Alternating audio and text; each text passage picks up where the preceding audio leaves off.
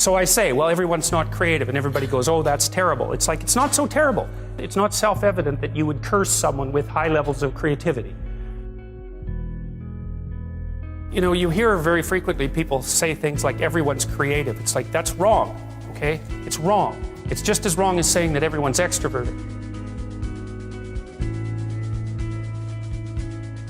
First of all, you have to be pretty damn smart to be creative, because otherwise you're just going to get to where other people have already got, and that's not creative by definition. So being fast and being out there at the front of things really makes a difference. And then you also have to have these divergent thinking capabilities, and that's part of your trait structure.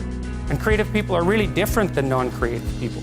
You know, partly because, for example, they're highly motivated to do creative things and to experience novelty and to chase down aesthetic experiences and to attend movies and to read fiction and to go to museums and to enjoy poetry and to enjoy music that's not conventional music, for example. These aren't trivial differences. And so it's a real misstatement to make the proposition that everyone's creative. It's just simply not the case. It's a matter of wishful thinking. It's like saying that everyone's intelligent. Well, if everyone's intelligent, then the term loses all of its meaning, because any term that you can apply to every member of a category has absolutely no meaning. Now, and you know, the other thing you want to be thinking about here is that don't be thinking that creativity is such a good thing. It's a high-risk, high-return strategy. So if you're creative, you just try this. There's creative people in this room, man. You guys are going to have a hell of a time monetizing your creativity. It's virtually impossible. It's really, really difficult because, first of all, let's say you make an original product. You think the world will beat a pathway to your door if you build a better mousetrap. It's like, that's complete rubbish. It isn't true in the least. If you make a good creative product, you've probably solved about 5% of your problem. Because then you have marketing, which is insanely difficult, and then you have sales, and then you have customer support, and then you have to build an organization. And if it's really novel, you have to tell people what the hell the thing is. No one knows what that is, and that's a real problem. If you write a book, well, then you have the problem that another million people have also written a book. But if you produce something that's completely new and doesn't have a category, people can't search for it online. How are they going to find it? And then you have pricing problems, and it's really unbelievably difficult to produce something creative and then monetize it. And even worse, if you're the creative person, let's say you have a spectacular invention, you've got no money, right? You've got no customers. Those are big problems.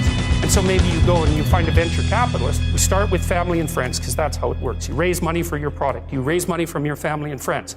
That's assuming you have family and friends that have some money and that they're going to give it to you. And most people aren't in that situation. So it's a terrible barrier right off the bat. And then, of course, you're putting your family and friends at substantial financial risk, because the probability that your stupid idea is going to make money is virtually zero, even if it's a really brilliant idea.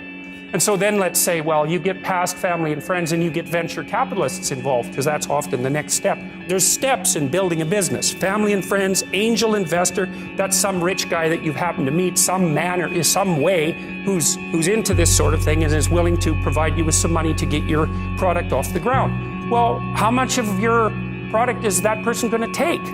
Well, most of it. Most of it. And no wonder, because, you know, you don't have any money. How are you going to bargain for control over your product? He'll just say, well, do you want the money or not? And if your answer is no, then he'll go and do something else with his money. It's not like there's no shortage of things that you can do with your money. There's a million things you can do with it. So you're not in a great bargaining position. And then if you get venture capitalists involved, they'll take another big chunk, and maybe if they're not very straight with you, they'll just throw you out. Because maybe by that point in the company's development, you're nothing but a pain in the neck. Because what do you know about marketing and sales and customer service and building an organization and running a business? Like, you don't have a clue, so why do they need you?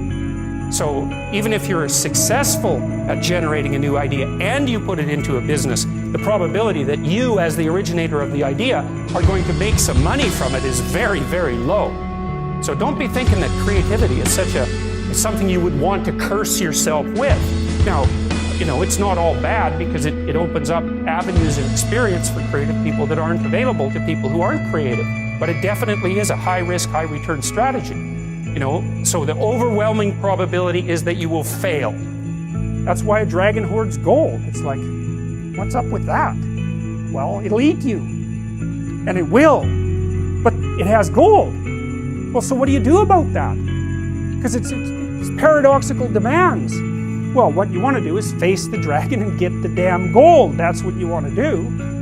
Well, you have to be a paradoxical being even to do that. So, you know, in The Hobbit, for example, you know, he's kind of this little underdeveloped, overprotected Shire dweller, and he's called on a great adventure to go and find the dragon.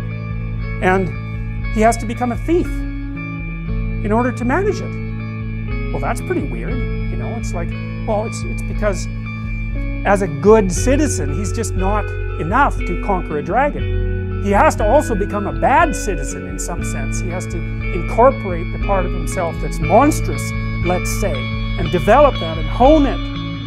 And that's to say that, well, if you're harmless, you're not virtuous. You're just harmless. You're like a rabbit. A rabbit isn't virtuous. It's just can't do anything except get eaten. It's not virtuous. If you're a monster and you don't act monstrously, then you're virtuous.